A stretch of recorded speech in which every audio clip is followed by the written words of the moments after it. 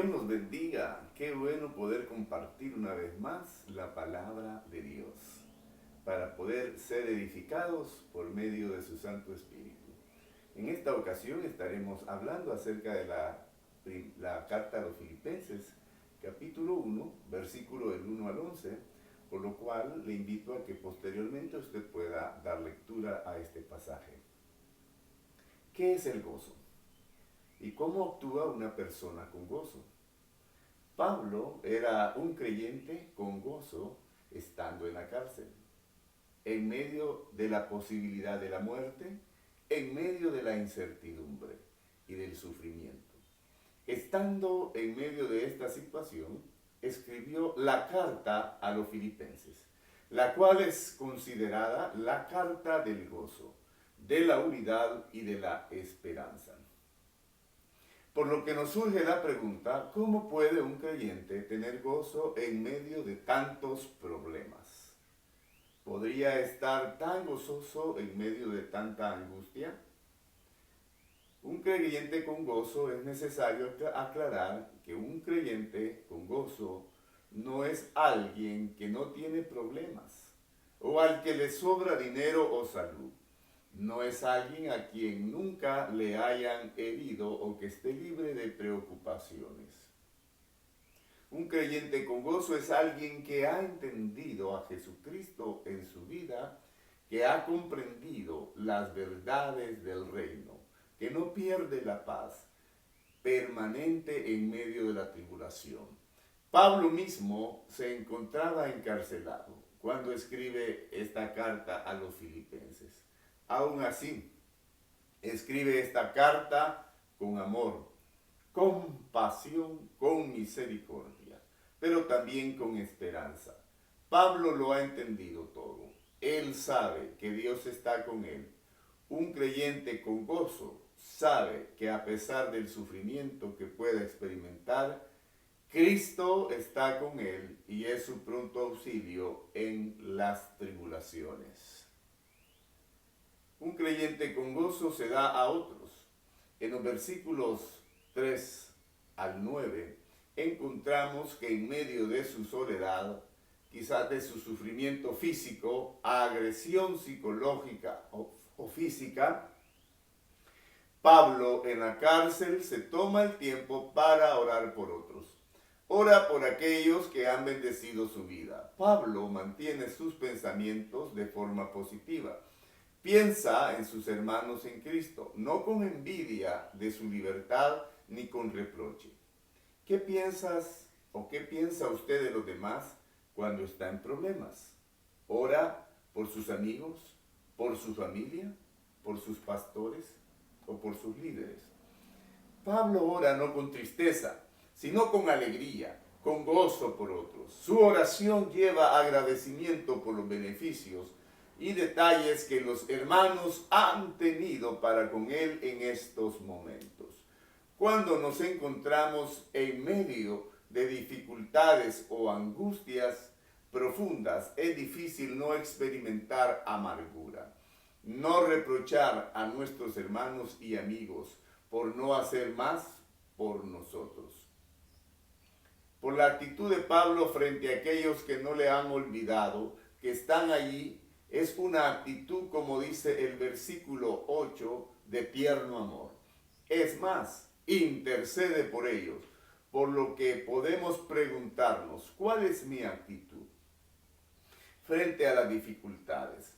¿Suelo ser rudo, agresivo, pesado o esquivo con otros? ¿Qué podría llevar a Pablo a ser tierno, a experimentar amor y gratitud para con otros en medio de su tragedia? Una comunión constante. Pablo podía ser tierno, experimentar amor y gratitud para con otros y para con Dios mismo en medio de su tragedia por una sencilla razón. Había conocido y entendido a Cristo en su vida. Su dependencia de Dios era constante.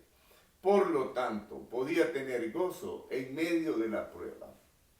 Pablo dice en el verso 9 y 10, de acuerdo con la traducción de Dios habla hoy, pido en oración que su amor siga creciendo más y más todavía, y que Dios les dé sabiduría y entendimiento para que sepan escoger siempre lo mejor.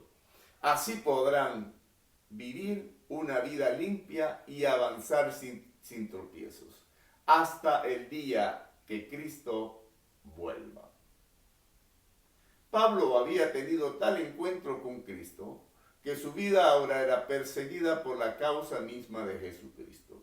Y estaba incluso dispuesto a morir por él. Pero en medio de su encarcelamiento, en lugar de dejar su fe y de enojarse con Dios, mantenía una relación con él. Sus oraciones eran fruto de un corazón apegado al corazón de Dios. Por ello, el gozo se mantenía en él. Había esperanza de que Dios obraría en él, librándole o no de la muerte. Una vida intachable. En los versículos 9 y 10, Pablo expresa, como leímos anteriormente, pido en oración que su amor siga creciendo más y más todavía y que Dios les dé sabiduría y entendimiento para que sepan escoger lo que es mejor. Así podrán vivir una vida limpia y avanzar sin tropiezos hasta el día en que Cristo vuelva. Pablo ora a Dios que pueda dar a sus hermanos en la fe sabiduría y entendimiento. ¿Para qué? Para que sepan escoger siempre lo mejor. Muchos de nosotros, ante el momento de la angustia, la desolación, la ausencia de recursos, el dolor y la frustración, tomamos decisiones que nos llevan a dañar a otros, a dañarnos a nosotros mismos, incluso a pecar contra otros o contra Dios.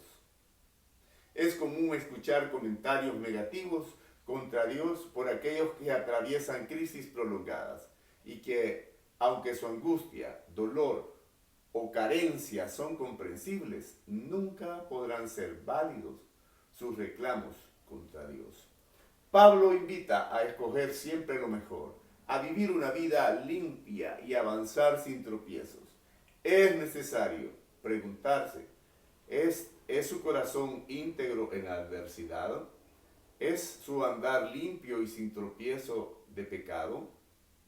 Muchas personas suelen caer en vicios, venganzas, acciones excitantes que les hace sentir vivos para no sentir el dolor de la angustia y la preocupación. Aunque es válido buscar estar bien, nunca será válido hacer algo que atente contra nuestra integridad y por ende contra nuestra relación con Dios. Ante la santidad de Dios sentimos gozo, experimentamos paz y tranquilidad al saber que nuestro andar es íntegro y que nuestro corazón se encuentra confiando en Dios, en su misericordia y en su gran amor. No hay duda de que viene gozo a nuestra vida por confiar en Dios, cuando nos disponemos a confiar en Dios.